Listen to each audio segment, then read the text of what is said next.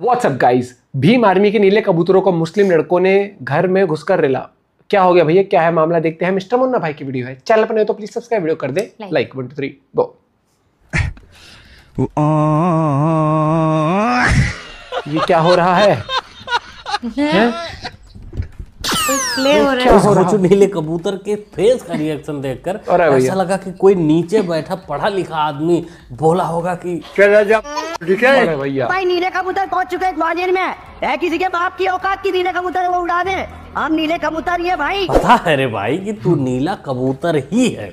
इसीलिए आज की इस वीडियो में तुम लोगों की औकात और तुम लोगों के आका की असलियत दिखाऊंगा और साथ में कुछ तुम्हारे फायदे की भी बात करूंगा। इसमें तुम लोगों को इस बकलोली से ऊपर उठने का मौका मिलेगा, ग्रो करने का मौका मिलेगा।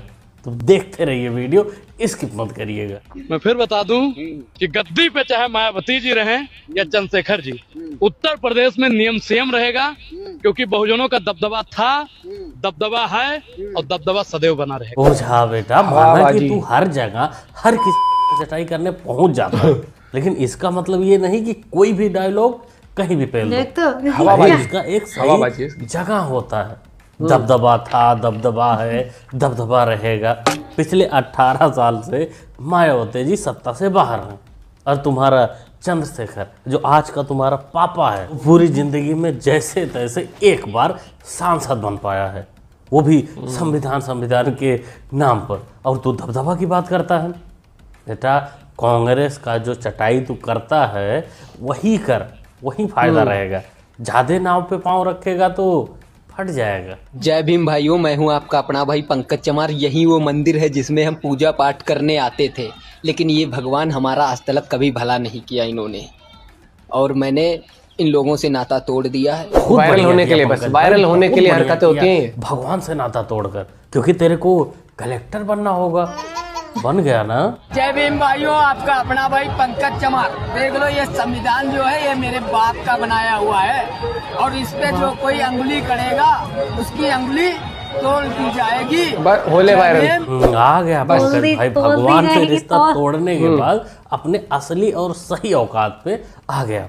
अब ये दिन भर झंडा और संविधान लेकर घूमेगा, शाम को 70 रुपए वाला पौहा लगाकर यही काम रहेगा। लेकिन सुबह होते होते जमींदार साहब आ जाएंगे इसके घर पे और पिछवाड़े पर 4 लात मारकर खटिया से उठाएंगे और दिन भर ले जाकर खेत में काम करवाएंगे। के ऊपर हमें दया आती, महबूता जूता मार जूता मार जूता। टोल फ्री करवाना है सारे, अपनी भीम आर्मी की ताकत, टोल फ्री सारे टोल भीम आर्मी के लिए फ्री होने चाहिए। बस चिमटे, इतनी सी बात है। टोल फ्री करवाना है, अभी करवा देते हैं।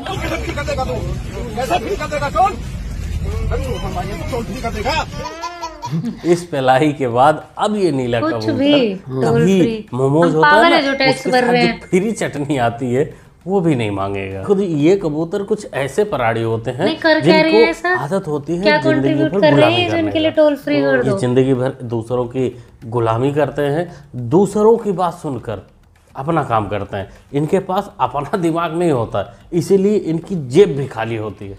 ये टोल फ्री कर दो, होते हैं, क्या लॉजिक से नहीं, क्या कर रहे हो तुम ऐसा देश के लिए? इनके लिए है। हम चंद्रशेखर भाई की पार्टी में ही थे पहले। मैं जिला अध्यक्ष था यहाँ।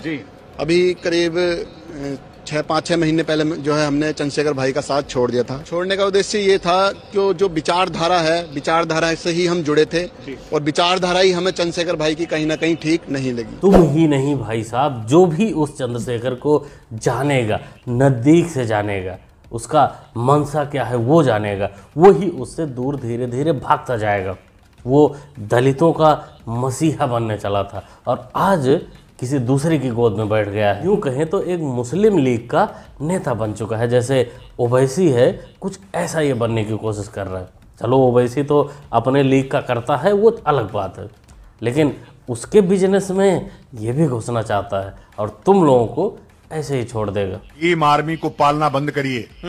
अगर भीम आर्मी को पालोगे तो जिस प्रकार से अमेरिका के लिए उसामा बिन लादेन हुआ, वैसे ही भारत के लिए, वैसे ही भाजपा के लिए मैं विशेष रूप से बोल रहा हूं, ये जो भीम आर्मी में चंद्रशेखर रावण है वो तुम्हारे लिए समा मिलना दिन होगा। अरे ताऊ जी, इतना भी खतरनाक उसको पद भी ना दो। बेचारा जिंदगी में पहली बार तो सांसद बना है, कांग्रेस और सपा के कंधे पर अपना बंदूक रख के, क्योंकि वो लोग जिस प्रकार प्रचार किए थे संविधान खतरे में, पता नहीं कौन सा खतरा था भैया, एकदम से इसको फायदा हो गया। तो इतनी बड़ी पदवी ना दो।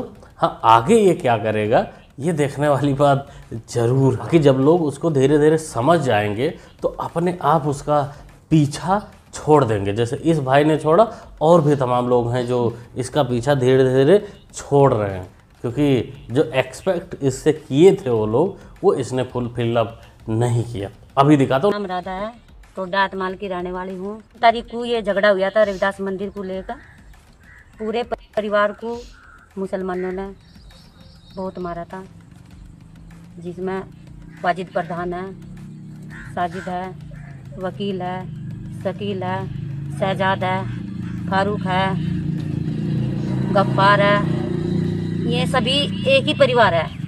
हम सबको निकारे के पूरे गांव के मुसलमान हैं, लेकिन एक ही परिवार है।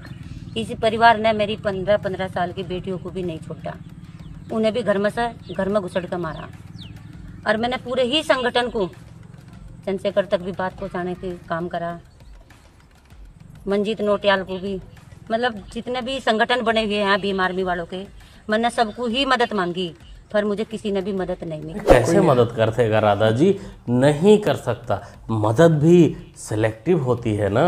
यही कोई अगर इस प्रकार की घटना किसी ब्राह्मण ठाकुर के साथ हुआ होता तो ये लोग झंडा डंडा लेके रोड पे निकल गए होते, पीपड़ी बजा रहे होते कि संविधान खतरे में है, सवर्ण लोग हमको परेशान कर रहे हैं, मार पीट रहे हैं, तमाम प्रकार की बातें होती। लेकिन यहाँ तो अपने भाइयों ने कूटा है, तो भाई अगर कूटे हैं और हम वो उसके गोद में है, राजनीति इतना तो बनता है राजनीति, इतना तो पिटना आप लोगों का बनता ही है। बर्दाश्त करिए या फिर एग्जिट ले लीजिए। देश संविधान से चलना चाहिए, शरीयत से नहीं। यस या नो? वाह, शरीयत से नहीं चलना चाहिए। देश तो संविधान से चलेगा बॉस। देश संविधान चलेगा, मनुस्मृति से या किसी और धार्मिक से नहीं चलेगा, संविधान से चलेगा।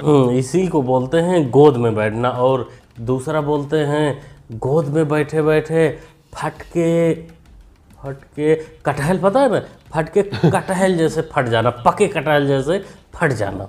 सवाल भाई से संविधान और सरिया पर पूछा गया था, लेकिन इनकी जब फटी तो ये सरिया को भूल गए, बाकी ये मनुस्मृति, रामायण, महाभारत, गीता को घुसा दिए। आज एसपी वापस आई सगाती पर लेकर क्या कुछ मामला है? नहीं, हम भीम आर्मी के संगठन में थे और वो भी संगठन में था, और हम लोग पहले दोनों लोग संगठन में थे। तो आए वो हमसे कहने लगे कि तुम भी संगठन में हो और मैं भी संगठन में हूँ, और हम लोग दोनों मिलकर संगठन को आगे बढ़ा सकते हैं। हमने कहा हाँ क्यों नहीं, बिल्कुल। तो फिर वो कहने लगे ठीक है, हमारा मोबाइल नंबर ले लो और हम जब भी कुछ भी कार्य हो तो हमें बता दिया करो। तो हम लोग गए थे, तो वहाँ पे हमने फोन नंबर उनका ले लिया।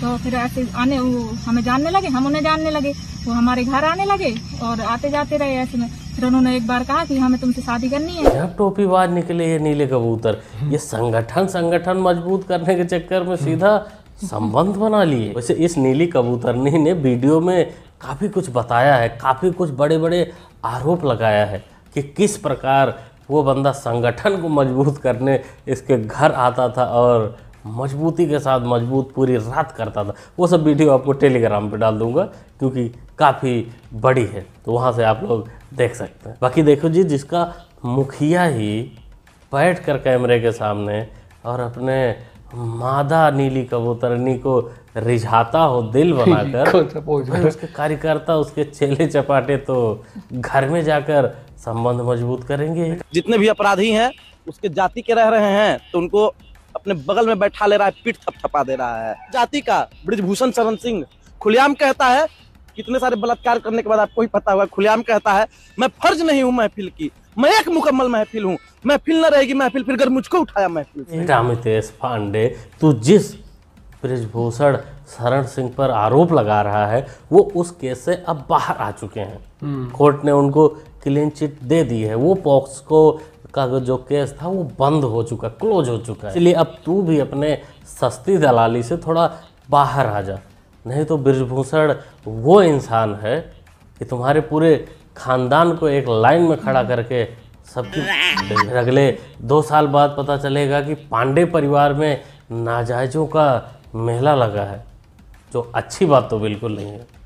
क्या कहते हैं दोस्तों, ऐसे जाहिलों पर क्या कहना चाहते हैं, अपना ओपिनियन कमेंट।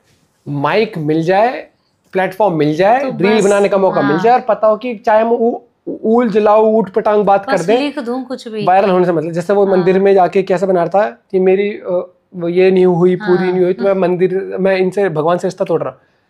पेपर देने जाता है, 4 बार पेपर नहीं दे पाता, कलेक्टर नहीं बन पाता, तो फिर बता। ऐसे तो बहुत सारे हैं, वो नेता नहीं बन पाते, तो ये खुले में क्यों नहीं बोलता मैं इस वाली पार्टी से बन नहीं पाया, मैं वो पार्टी छोड़ रहा हूँ, ये छोड़ रहा हूँ, या फिर मैं इस जीवन में ना कलेक्टर बन नहीं पाया तो मैं अब ये जीवन। भाई थोड़ा सेंस और सेंसलेस होने में फर्क होता है।